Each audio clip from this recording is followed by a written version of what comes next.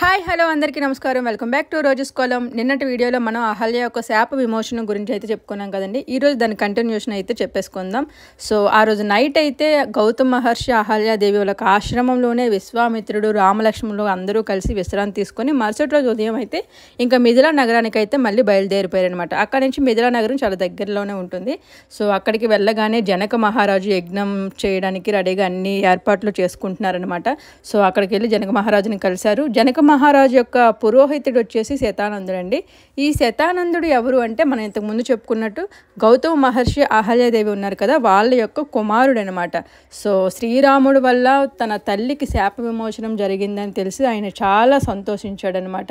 So అక్కడికి వచ్చిన విశ్వామిత్రుని రామలక్ష్మణుని అందరినీ కూడా సత్కరించడం అయితే జరిగింది జనక మహారాజు. తర్వాత శతానందుడు శ్రీరాముడితో వచ్చేసి, మహానుభావ, మా అమ్మగారికి ఇలా శాప విమోచన కలిగించినందుకు చాలా సంతోషంగా ఉంది. అండ్ విశ్వామిత్రుడితో కలిసి మీరు ఇక్కడికి వచ్చినందుకు మరింత ఆనందంగా ఉందనమాట. సో విశ్వామిత్రుడు లాంటి బ్రహ్మర్షి, మిక్కిల తేజవంతుడు, తపస్సంపన్నుడు, ఇలాంటి వాళ్ళు మీ క్షేమాన్ని కోరుకునేవారని చెప్పేసి విశ్వామిత్రుని గురించి అయితే రామలక్ష్మణులకి శతానందుడు తన యొక్క విన్నపాన్ని ఇవన్నీ కూడా చెప్పడం అయితే జరిగిందనమాట. సో ఇదంతా అతిథి సత్కారాలు జరిగిన తర్వాత అందరూ విశ్వామిత్రుడు రామలక్ష్మణులు వీళ్ళందరూ కలిసి కూడా అక్కడ జనక మహారాజు వీళ్ళ కోసం ఏర్పాటు చేసిన ఒక విశ్రాంతి గృహానికి అయితే వెళ్ళి విశ్రాంతి తీసుకోవడం అయితే జరుగుతుందనమాట.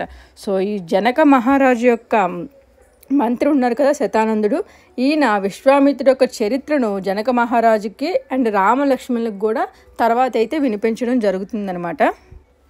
సో విశ్వామిత్రుడు కూడా ఒక రకమైన రాజేనండి. అంటే ముందు రాజు, తర్వాత బ్రహ్మర్షిగా మారిపోయారనమాట. సో విశ్వామిత్రుడు గారి నాన్నగారు వచ్చేసి గాది కుమారుడే విశ్వామిత్రుడు అనమాట. సో ఎన్నో వేల సంవత్సరాల రాజపాలన అయితే చేశారు. ఒకసారి ఆయన ఒక అకౌక్షిని సైన్యాన్ని తీసుకొని భూమండలం మొత్తం తిరగాలని చెప్పి ప్రారంభించారనమాట. అంటే 1,00,000 మంది అనుకోండి, 1,00,000 మందిని తీసుకొని సైన్యాన్ని భూమండలం మొత్తం తిరుగుతూ ఉండగా ఒక ఆశ్రమానికి అయితే చేరుకుంటారనమాట. ఆ ఆశ్రమం వచ్చేసి వశిష్ఠ మహర్షి ఆశ్రమం. అది చూడడానికైతే చక్కగా పూల చెట్లతో, పండ్లతో, అంత మంచి స్మెల్ వచ్చే పువ్వులతో చాలా బాగుంటుంది. దేవతలు, దానవులు, యక్షులు ఎంతోమంది ఆశ్రమాన్ని సేవిస్తూ ఉంటారనమాట. ఋషులు, మహాత్ములు కూడా ఆశ్రమంలోనే ఉంటారు. చూడడానికి చాలా ఆహ్లాదకరంగా, ప్రశాంతంగా ఉంటుంది. కొంతసేపు అలాగ విశ్వామిత్రుడు ఆశ్రమాన్ని చూస్తూ ఉండిపోతాడనమాట.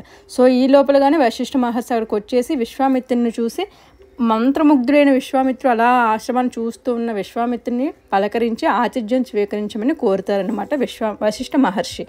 అయితే విశ్వామిత్రుడితో పాటు ఇంతమంది లక్షల సైన్యం కూడా ఉన్నారు కదా. సో మరి వీళ్ళందరికీ కూడా ఆశ్రమంలోని ఆహారం దొరకడం అంటే చాలా కష్టంగా ఉంటుంది కదా. అందుకని చెప్పి వద్దు, మీకు ఇబ్బంది ఏం వద్దని చెప్పి మేము వెళ్ళిపోతామని చెప్పి విశ్వామిత్రుడు అయితే చెప్పడం జరుగుతుంది. బట్ వశిష్ఠ మహర్షి మాత్రం అస్సలు ఒప్పుకోరు అనమాట, బలవంతం చేస్తుంటారు విశ్వామిత్రుడు. అండ్ మీ సైన్యం మొత్తానికి కూడా మేము ఆహారం పెడతాము అని చెప్పి. సో అప్పుడు వశిష్ఠ మహర్షి తన దగ్గర ఒక కామధేనువుని పిలుస్తారనమాట.